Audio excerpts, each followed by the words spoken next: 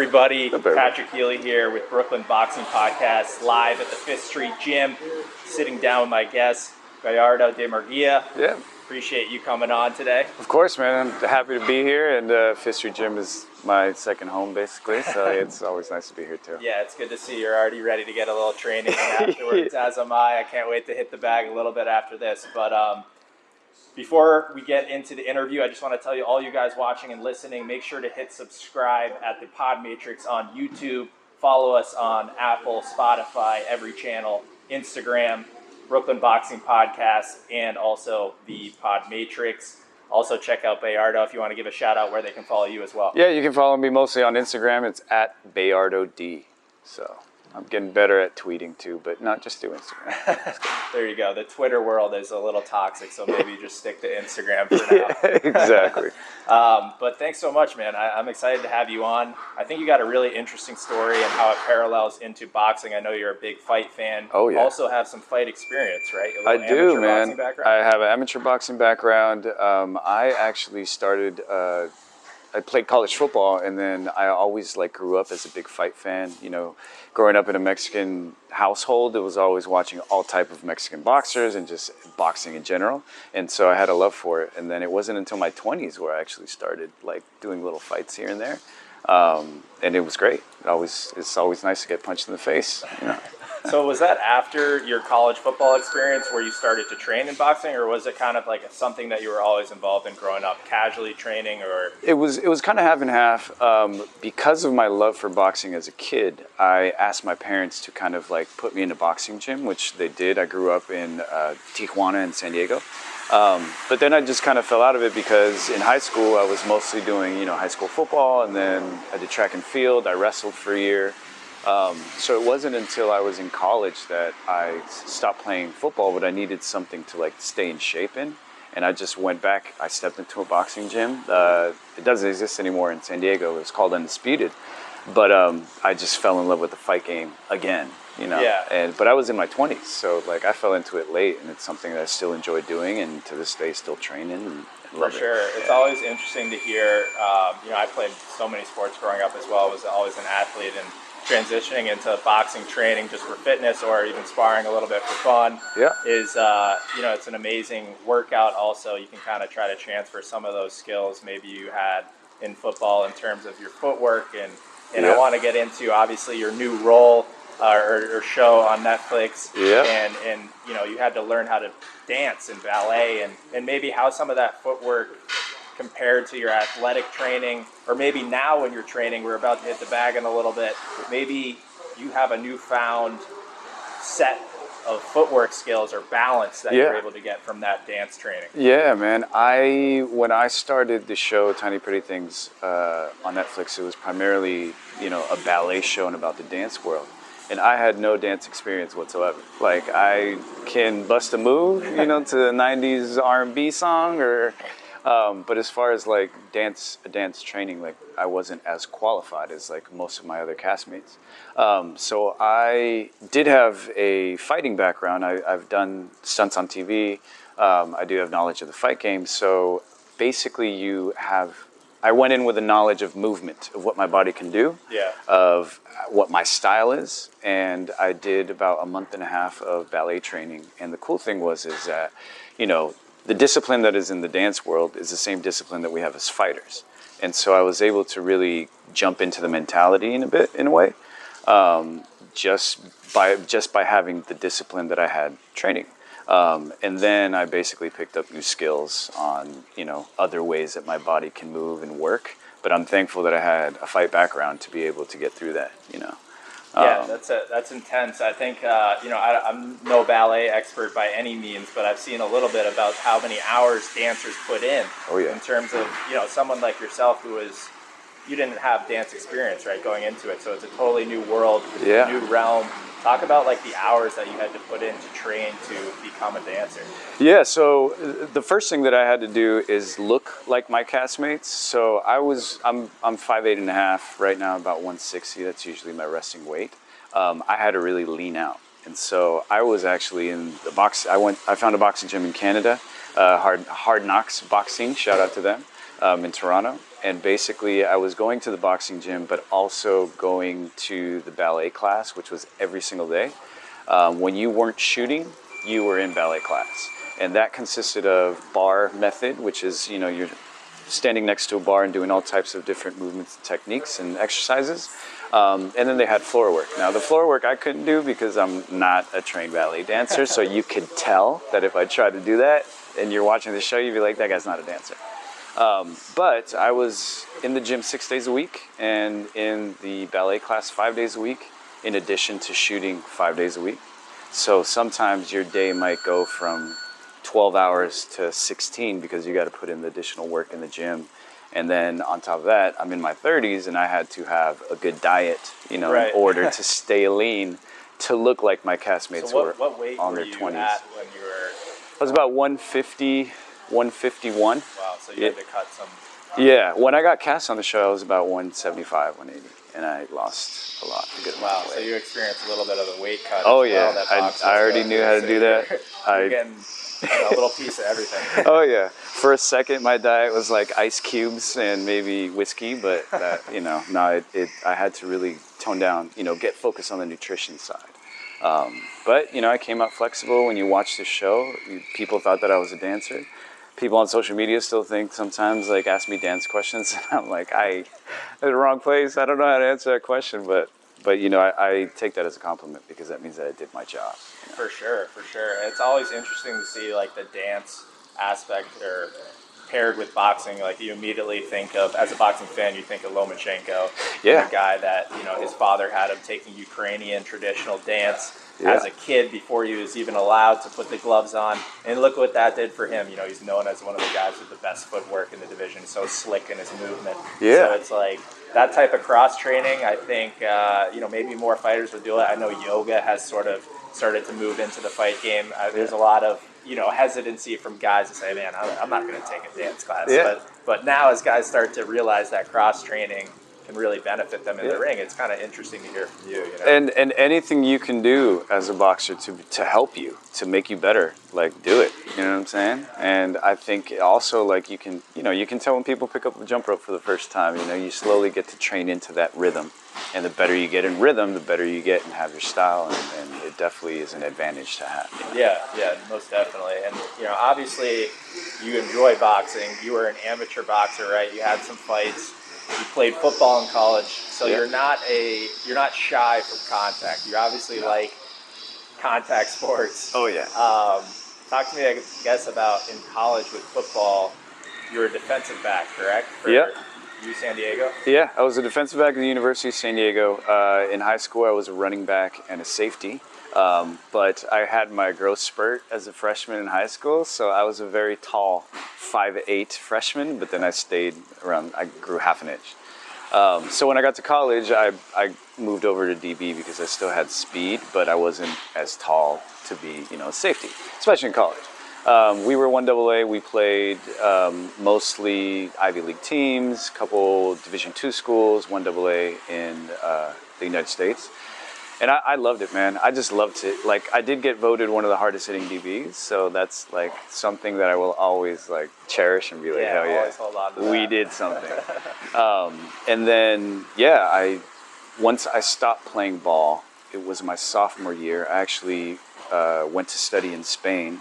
And then I just always had a love for boxing, and I fell back into it. I took a boxing class, and then all of a sudden I wanted to I wanted to actually have a amateur fight to be able to say I did that. Yeah. I trained for that. I remember one of my first fights. I didn't see my opponent until I got there, and I asked my trainer. I was like, "Hey, is the guy here?" He's like, "Yeah." I was like, "What does he look like?" He's like, "He kind of just looks like a racist." And I was like, "What does that mean?" And then my opponent was very intimidating and very tattooed from all, because I was in my 20s when I had my first fight. So you basically would only fight policemen, law enforcement, because you're in your 20s, everybody just wants to, it's not as easy to get an amateur fight as you are when you're in your teens. And so, I just ended up fighting in San Diego. It was mostly law enforcement guys that you'd fight against, but it just became a community because you're training to push yourself, I didn't have aspirations to be a professional boxer, but I did have enough to like really want to push myself to the limit and see what I could do and go to battle with someone else. And clearly you had some success, right? You had. Yeah, man, it was cool. It was, and also like, it was mostly, I've had around 10 amateur fights and then smokers fights, which are always fun because they're unsanctioned bouts. And we've had some bouts in, you know, in the UFC rings, so that made it even cooler. That's an interesting vibe. Maybe they throw on the smaller gloves, or you're keeping the 16 ounce. We had 12 ounces. 12. I've done 12, 14. Ounce, yeah, but it was it's always been great, and even to this day, I love sparring. So it's always something. Yeah, no surprise. I mean, a Mexican background. I mean, Mexican boxing is like the gold standard, right? I mean, there's so much history there, so many legends. I mean, I even recently watched. You know, the Kings documentary on Showtime, and they didn't feature any Mexican specific boxers, but the Latin as well, with Roberto Duran and just the fan base over there. So talk to me a little bit about, you know, yourself as a fan of the sport. Growing up, were there guys that you kind of idolized in the fight game, or guys that you tried to model your game after once you started boxing? Yeah, so my dad was a big fan of the fight game. We always watched Julio Cesar Chavez fight, Eric Morales, Antonio Barrera, Alexis Arguello, Sugar Ray Leonard, Marvin Hagler, all the big fights that you would see when boxing was on primetime television.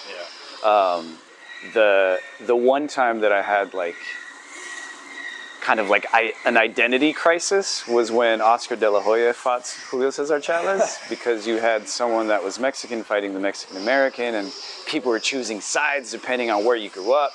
That was crazy for me because I liked De La Hoya, but my dad was very traditionalist, like Julio Cesar Chavez. Who fought recently in an exhibition. Yeah, he fought in an exhibition, and Canelo was in his corner. Jr., And so yeah, we grew up watching all these type of greats, but then it kind of transferred over to any time primetime boxing was on. We would see Muhammad Ali, we would see anything that we could watch, and I was fascinated by just everybody, from people that came from my own background as a Mexican-American, to watching American fighters, to now watching someone like Lomachenko. You know, it's just all fascinating to me because the mentality is there. And it's very similar. We all share that kind of fight hunger, but you get to see how different people come up, everyone's journey and everyone's career, and that's just amazing to me. Well, talk to me then about, we got some couple fights coming up, some Mexican warriors. El Azteca Barrios, he's fighting Gervonta Davis this weekend. So Gervonta's moving up to 140. Barrios is undefeated, the bigger man. He has the nickname El Azteca. He certainly embraces that warrior mindset. Do you think he's going to beat Gervonta Davis, or how do you see that fight playing out? You know what? I think it's going to be a good fight either way. I hope that it's a battle. I hope that it's you know, if it goes a distance, that would be great, because I just love seeing good fights all around. I do think Gervonta Davis is tough, man. He's a tank. His last fight too, that devastating knockout, was like, oh my god. I mean, he is struggling at times in that fight, but then to unload that power, it's like at any time. So I think he has a shot. I think the styles are made for each other. In a good way, to see a good fight. So we'll see what happens. It'll be very interesting this weekend. Julio Cesar Martinez, super flyweight, 115-pound guy, another guy you guys should keep an eye on. He's a Tasmanian devil in there. He's relentless, as all Mexican fighters are. It's basically seems so. But man, I mean, if there's anything you want to talk about in terms of fighters today, Canelo, Ryan Garcia, Eddie Reynoso's whole camp, Oscar Valdez, so many guys right now in the scene. Anyone stick out to you that you really like to watch, maybe other than Canelo? Yeah, I think I do like Ryan Garcia a lot. I think he is doing a lot of things to not only be a good fighter, but a social media sensation. Which is so important now, right? Yeah, but it's also like, I understand why he pulled out of a fight and said it was for mental health. Like, because part of it is a business of creating an image, or having an image, and keeping that image that you have, especially with social media. I can relate to that as an actor. You know, as an actor, you create your brand, create your image, and then you use social media to be able to like help you with your career. And you know, it puts you on a platform to have a voice. And sometimes there's a lot of expectations with that. So Ryan is someone that I understand what he's going through, but he's also 15 years younger than me. But I did like when he fought Luke Campbell, he got knocked down, he got back up. You know, it's like that's stuff that I like to see. That did a lot for his image too, because everyone says, oh, he's just like a boy band looks, and exactly. You know, he's just the Instagram and all this. But when he got knocked down by Luke Campbell, I mean, that was a devastating punch. I thought he was knocked like senseless. Yeah. He got up and then stopped Luke Campbell. So it was like, oh wow, like, you know, this guy's got some balls. Yeah. So for me, he's someone that I like watching, and also just like when you see him hit bags and do stuff, I was like, that boy's quick. It's fun to watch. Yeah, he's got some serious speed, right? Yeah, exactly. But he's someone that I like watching. Canelo, of course, he's always great. Like, yeah, I know. Canelo is just like running the game right now. It's almost like hard to find opponents for him, although there are most certainly guys out there like Caleb Plant. I think a lot of people are kind of sleeping on him. Yeah. He's a tough guy. I mean, I think Canelo he's got to be the favorite pretty much in any matchup that he goes into. But you got the Charlo brothers, you got Caleb Plant, maybe Triple G, Trilogy, possibly, but there's guys out there. And it's crazy because when I'm in Los Angeles, I like to train at Wild Card, and I love that gym. And when I'm in Miami, I love to train here. And as a boxing fan who's training, you watch people who you know are professional fighters, and you can tell the difference between how a world champion works and how someone who's up and coming works. You can see the level of discipline just by watching and just see how there's something extra. And I see that in Canelo's videos too. That's why he is the way he is. Yeah. You see that in Lomachenko's videos. I love watching 24/7, you know, whenever they have that or the Showtime stuff. And even in person when I'm at Wild Card, like you can tell, you'd be like, who the hell is that guy? And then you'd be like, oh, that person is blah, blah, blah. He's WBC champion. Oh, okay, that makes sense. You know? Yeah. And the aura that you feel around certain fighters is definitely a thing. You know, it's definitely a confidence or a swagger that certain guys bring. Yeah. On the acting side, is there anybody that you bumped into or worked with that you felt had that aura, even if they're young or established? Anyone that you kind of got that sense around, like, wow, this person's a little different? There's a sense of discipline that with people that I've worked with. One, I worked on a show on USA called Shooter, and I worked with Ryan Phillippe, who's been around for a while. But on Shooter, he played a Marine sharpshooter who got framed for something. And we had a fight scene on the show that we spent 2-3 days rehearsing, 8 hours a day. And then when we shot the actual fight, the fight's maybe 2-3 minutes long. We probably shot that over the course of a full 12-hour day. Wow. But the discipline that he had, and the discipline that he had on movements and technique and stuff, and being able to, like, we really beat each other up too.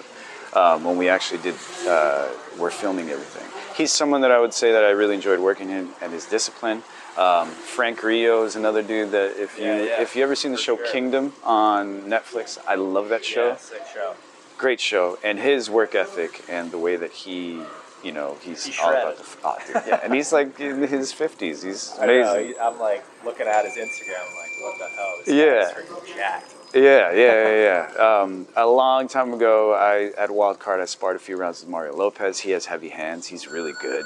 Like, he still looks like AC Slater, you know, and he's in great shape. He's someone who works hard at everything he does. And also a great boxer. So, like, that's some person that I came across at Wild Card that I was like, okay, that's pretty awesome. I want to be like you. Yeah, no doubt. That's cool to hear, man. Well, you know, I appreciate you coming on today and just talking a little bit about your journey, a little bit about you as a fan of boxing, your experience as an amateur boxer. If there's anything you want to shout out where the people can check out, maybe some things you got on the horizon, if you want to plug anything coming out soon. Yeah. Great. So I took part in a sequel to an animated movie. It's Mortal Kombat, if you're familiar with the video game world. Yeah. It comes out August 31st, 2021, so in a few months. It is a sequel to Mortal Kombat Legend Scorpion's Revenge, and then this one's called Mortal Kombat Battle for the Earth Realms, or Battle for the Realms. And I voiced Sub-Zero, so it's kind of cool because it's a cool little animated sequel. And then I'm working on a few things, but I can't say yet. But at least I have that coming up. August. Some good announcements coming soon. So everyone make sure to go follow him on Instagram. We'll tag him in the video. Make sure to follow us, Brooklyn Boxing Podcast, THEPODMATRIX. Hit the subscribe button on YouTube, Instagram. We're out on all channels. Thanks, guys. Appreciate it. This is Bayardo. Check him out. Appreciate it. Of course. The Pod Matrix.